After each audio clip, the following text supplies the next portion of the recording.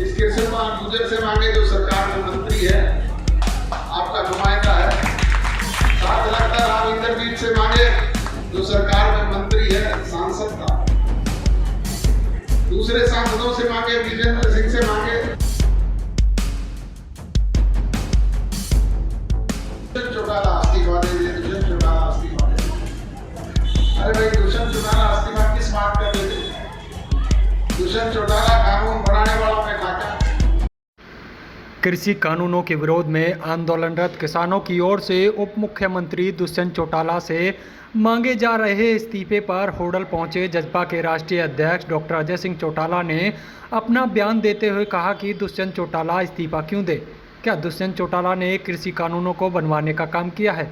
इन कानूनों को बनवाने में उप मुख्यमंत्री और जजपा विधायकों की कोई भूमिका नहीं है। ये नए कानून केंद्र सरकार ने बनाए थे, जिसमें हरियाणा की तरफ से 10 लोकसभा और 5 राज्यसभा सांसदों की भागीदारी रही थी। अगर किसी से इस्तीफा मांगना ही है तो केंद्रीय मंत्री कृष्णपाल गुर्जर, राव इंद्रजीत, विजेंद्र सिंह व अन्य सांसदों से मांगे, जो इन कानूनों को बनवाने में शामिल थे। दुष्यंत चौटाला इस्तीफा दे दिए, दुष्यंत चौटाला इस्तीफा दे दिए। अरे भाई, दुष्यंत चौटाला इस्तीफा किस बात का दे दिए? दुष्यंत चौटाला कानून बनाने वालों में था क्या? कानून लागू करने वालों में था, उस पर साइन करने वालों में था? नहीं। हमारा तो पार्लियामेंट में कोई मेंबर भी नहीं है। कानून बनाया केंद्र की सरकार ने बनाया। अगर उसमें किसी की भागीदारी थी तो हरियाणा प्रदेश के 10 चुनिंदा सांसदों की थी, 5 राज्यसभा के सांसदों की। इस्तीफा मांगे तो कवर पर इस कृषि में गुजर से मांगे जो सरकार में मंत्री है, आपका नुमाइंदा है। साथ लगता राम इंद्रजीत से मांगे जो सरकार में मंत्री है, सांसद था। दूसरे सांसदों से मांगे, विजेंद्र सिंह से मांगे, परंतु उनकी बजाय दुष्यंत इस्तीफा दे दे। और मैंने तो कहा, अगर दुष्यंत के इस्तीफे से कोई समस्या का समाधान होता है तो एक दुष्यंत का नहीं, मेरी जेब में 10 के 10 के इस्तीफे हैं, ले जाओ। करने का काम किया। आपके बीच में कहा कि कृषि कानून काले कानून। हिंदुस्तान की सरकार ने पार्लियामेंट में पूछा कि आप ये तो बताओ, इसमें काली चीज है क्या? हम उस काली चीज को हटा देंगे, परंतु क्या बताएं तो बात हो बनाने का काम करें। निरंतर अपनी राजनीतिक रोटियां सेकने के लिए दुष्प्रचार करने का काम करते हैं और तरह तरह से लोगों को भ्रमित करने का काम करते हैं। हमने सबसे पहले कहा था कि किसान के हित हमारे लिए सर्वोपरि है। किसान के हित पे जहां भी कहीं कोई आंच आएगी, इस सरकार को तिलांजलि देने वाले सबसे पहले हम लोग हैं। और हमने कहा कि एमएसपी पे कोई आंच नहीं आने देंगे।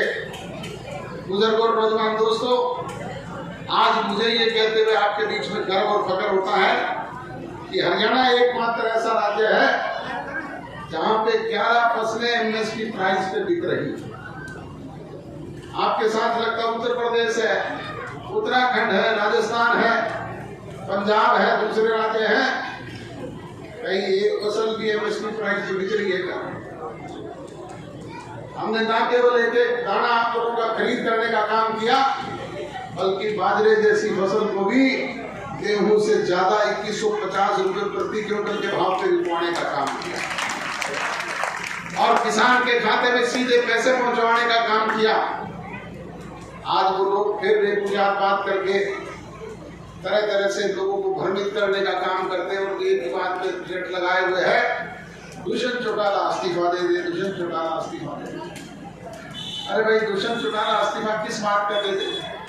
दूसरा, 25 सितंबर को पूजनीय चौधरी देवीलाल जी की जयंती है, जिसे सदैव पार्टी हर्षोल्लास के साथ हरियाणा प्रदेश के कोने कोने में अपने ही बनाए हुए रिकॉर्डों को ध्वस्त करके बड़े नए रिकॉर्ड के साथ मनाने का काम करती रही है। परंतु पिछले 2 वर्ष से वो आयोजन भी नहीं हो पाया। पिछले साल हमने भिवाड़ी में रखने का निर्णय किया था, परंतु उस वक्त कोरोना पीक पर था। इसकी वजह से हमें जाकर के मौके पर उसे स्थगित करना पड़ा और अब इस बार भी कोरोना अभी खत्म नहीं हुआ है। आप लोग देखते हैं कि एक दिन तो टेलीविजन रेडियो पर न्यूज सुनते हैं, अखबार में पढ़ते हैं कि संख्या घटकर के 20,000 पे आ गई, और अगले दिन देखते हैं कि वो 30,000 पे पहुंच गई, अगले दिन देखते हैं 35,000 पे पहुंच गई। तो ये उतार चढ़ाव चल रहा है। डेथ एवरेज वही 300 के लगभग आ रही है। इसलिए पार्टी ने फैसला किया कि चौधरी देवीलाल जी के जन्म दिवस को हम जिला मुख्यालयों पे हर्षोल्लास के साथ जहां जहां उनके स्टैचूज लगे हुए हैं, 108वीं उनकी जयंती है, 108 की संख्या में गांव से, शहर के वार्ड से टोलियां बना करके जाएं, अपने नेता के प्रति श्रद्धा के सुमन अर्पित करें, प्रार्थना सभा में हिस्सा लें और उन्हें पुष्पांजलि अर्पित करने का काम करें। मेवात में चूंकि चौधरी देवीलाल जी का कोई स्टैचू नहीं था, इसलिए पार्टी ने निर्णय किया कि चौधरी देवीलाल जी का अब तक का सबसे बड़ा स्टैचू हरियाणा प्रदेश का मेवात की धरा पे लगाया जाए।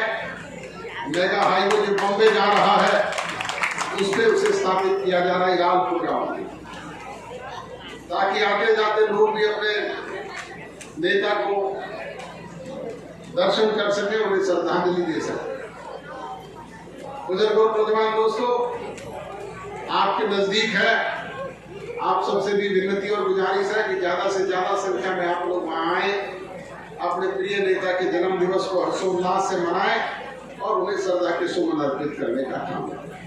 आज के कार्यक्रम को लेकर एक तो पार्टी की मेंबरशिप अभियान चल रहा है, करियर सदस्यता ड्राइव, उसको लेकर के, और दूसरा जननायक चौधरी देवीलाल जी की 108वीं जयंती है 25 तारीख को, उसके सेलिब्रेशन के लिए न्योता देने आया।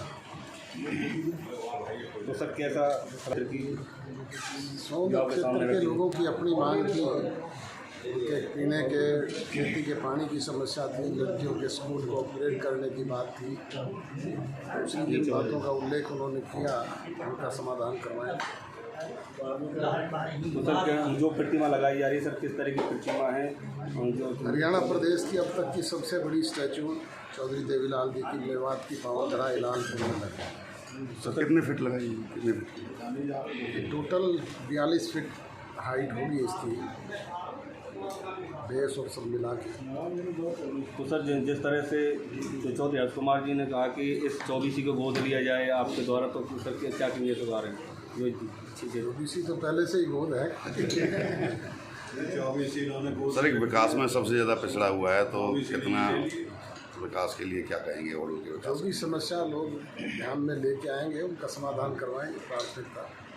तो सर अब बाजरे की और धान की फसल मंडी में आने वाली है, तो सर उसके लिए क्या कहेंगे किसान? पहले भी हमने किसान का एक एक दाना खरीदा है, अब भी खरीदेंगे, उसकी पेमेंट उसके अकाउंट तक पहुंचाने का काम करेंगे। गाँव में फिर एक की मांग रखी है, उसके बाद गाँव में हाँ, वो भी करवाएंगे।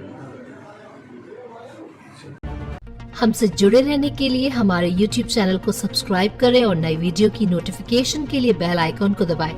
अगर आप ये वीडियो Facebook पर देख रहे हैं तो लाइक जरूर करें और ज्यादा से ज्यादा शेयर करें। धन्यवाद।